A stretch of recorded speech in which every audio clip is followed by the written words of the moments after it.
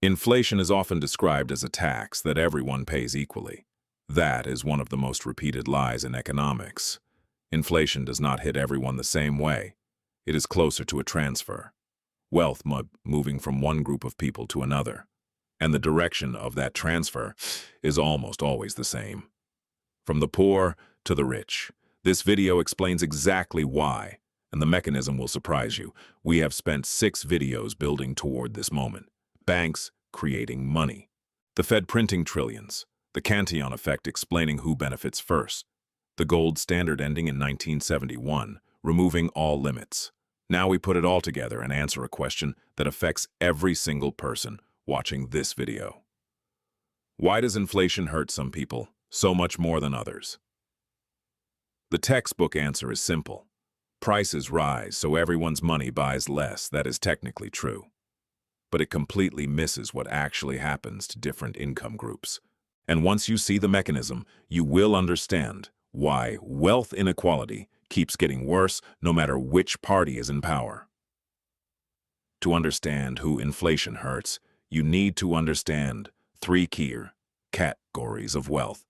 The first is cash, money sitting in a checking account or under a mattress. Cash loses value directly and immediately when inflation rises. There is no protection, no hedge, just steady erosion. The second category is debt.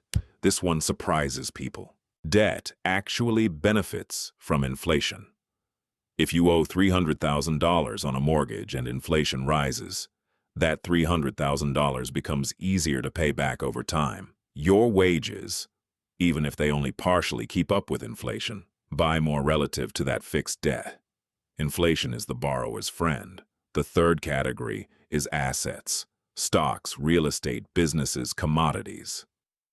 Assets tend to rise in value during inflation because they represent real, tangible things, not paper claims. A house is still a house, whether the dollar is worth more or less. A share of a company that owns factories and brands holds real value, regardless of currency. So, we have 3 categories. Cash loses to inflation. Debt benefits from inflation. Assets tend to track or beat inflation. Now here's the part that determines everything. Who holds which category of wealth? Let's look at the data. The bottom 50% of Americans buy wealth, hold the vast majority of their net worth in cash and cash equivalents, checking accounts, savings accounts, a small amount in a 401k if they're lucky. Very few stocks, very little real estate equity, since most are renters or have minimal home equity. This group is almost entirely exposed to Category 1, pure cash, the category that loses the most to inflation. Now look at the top 1%. Their wealth is overwhelmingly in Category 3, stocks, real estate, business ownership, private equity, commodities, assets that historically outpace inflation over time. And here's the truly counterintuitive part. The wealthy also hold significant debt, but it is debt used strategically to acquire more assets. A wealthy investor takes out a mortgage, not because they need the cash, but because borrowing at a fixed rate while inflation rises is mathematically advantageous. They borrow cheap dollars today and pay back even cheaper dollars in the future, while the asset they bought with that loan appreciates. This is not available to someone living paycheck to paycheck. You need capital and creditworthiness to play this game. The poor are stuck in Category 1. The wealthy operate primarily in Categories 2 and 3. Same inflation rate, completely different outcomes. There's a second mechanism that makes this worse.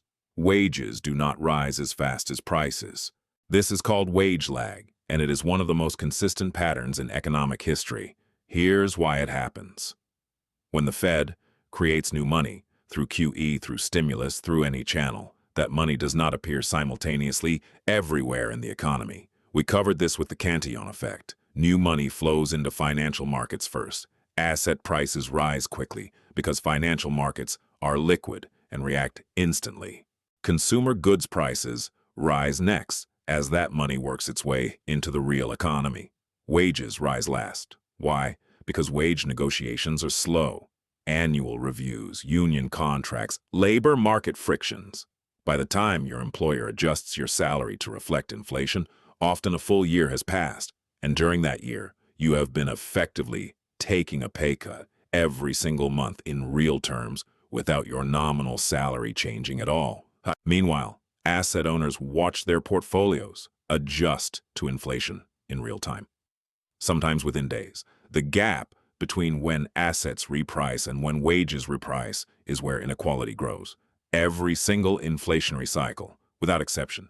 Let's make this real with two people. Person A is a renter earning $50,000 a year with $5,000 in a checking account. Person B owns a home worth $500,000, has a $300,000 mortgage at a fixed 3% rate, and holds $200,000 in stocks. Inflation hits at 8% for 1 year.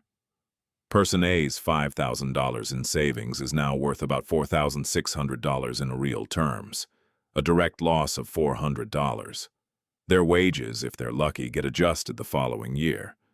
But for now, every paycheck buys 8% less than it did 12 months ago. Person B's home, driven up by the same inflationary pressure that's hitting consumer prices, appreciates by roughly the same 8%, adding $40,000 in paper wealth. Their stock portfolio, which historically tracks or beats inflation over time, holds value or grows, and their mortgage debt of $300,000 becomes proportionally cheaper to pay off, since their fixed payment stays the same, while their income, assuming any wage growth at all, makes that payment easier to manage.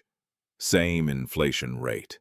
Person A lost money. Person B gained tens of thousands of dollars. This is not a hypothetical. This is the basic arithmetic of how the modern monetary system distributes inflation's effects. You might wonder why this isn't common knowledge. Part of the reason is that inflation statistics report averages.